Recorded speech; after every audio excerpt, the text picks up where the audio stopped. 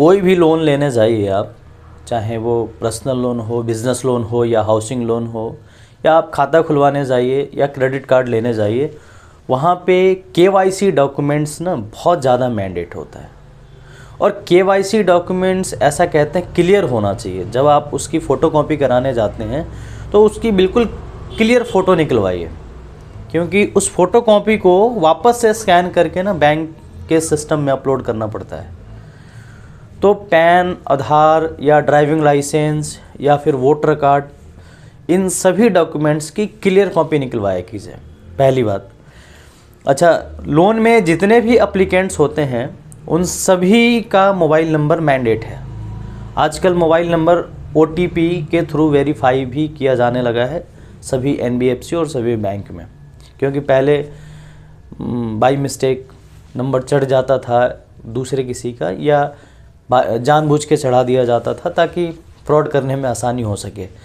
लेकिन आजकल technology based है, सभी मोबाइल नंबर और ईमेल आईडी OTP के द्वारा वेरीफाई हो रही हैं। तो अब मोबाइल नंबर को लेकर के झोल झाल तो ख़त्म ही हो गया। अच्छा, दूसरा चैलेंज आता है कि एड्रेस प्रूफ नहीं है मेरे पास, कैसे क्या करें। देखिए, एड्रेस प्रूफ में रेंट एग्रीमेंट वैलिड नहीं है। कुछ लोग मानते हैं, मतलब कुछ बैंक या कुछ इंस्टीट्यूशन, कुछ NBFC रेंट एग्रीमेंट को कंसीडर करते हैं, लेकिन बड़े बड़े बैंक या बड़े NBFC रेंट एग्रीमेंट को नहीं मानते हैं।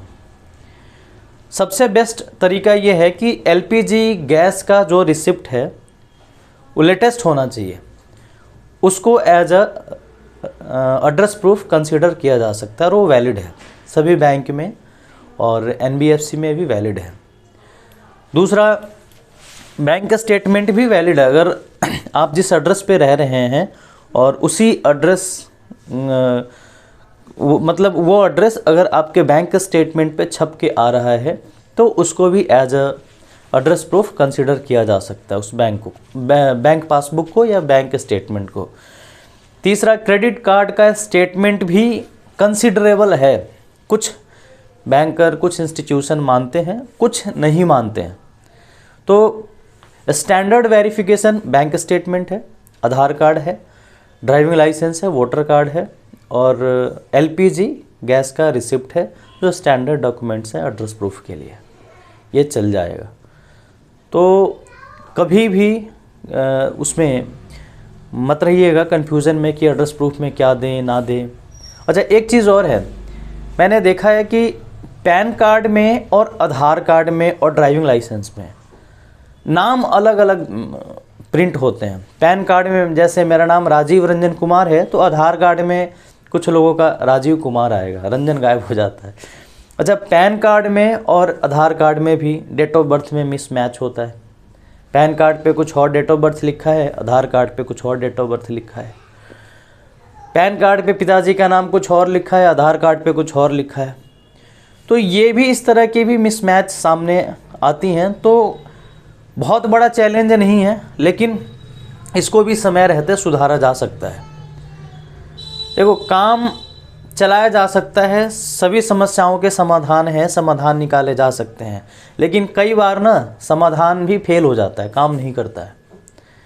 तो बेहतर ये है कि अगर आपके पैन, आधार या ड्राइविंग लाइसेंस या वोटर कार्ड या पासपोर्ट में या कहीं पे भी नाम, आपका जन्म तिथि और आपके पिताजी के नाम में मिसमैच है, तो उसको समय रहते ठीक करा लीजिए, ताकि जब ज़रूरत पड़े तो आपको पैनिक ना होना पड़े, आपको इधर उधर भागना ना पड़े।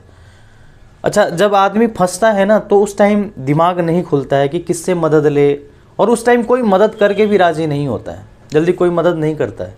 जिसको भी फ़ोन करोगे वो हाथ खड़े कर देगा, या हाथ खड़े ना करे वो अलग बात है, लेकिन ऐसे सर्कमस्टांसेस बन जाएंगे ना कि वो काम हो ही नहीं पाएगा।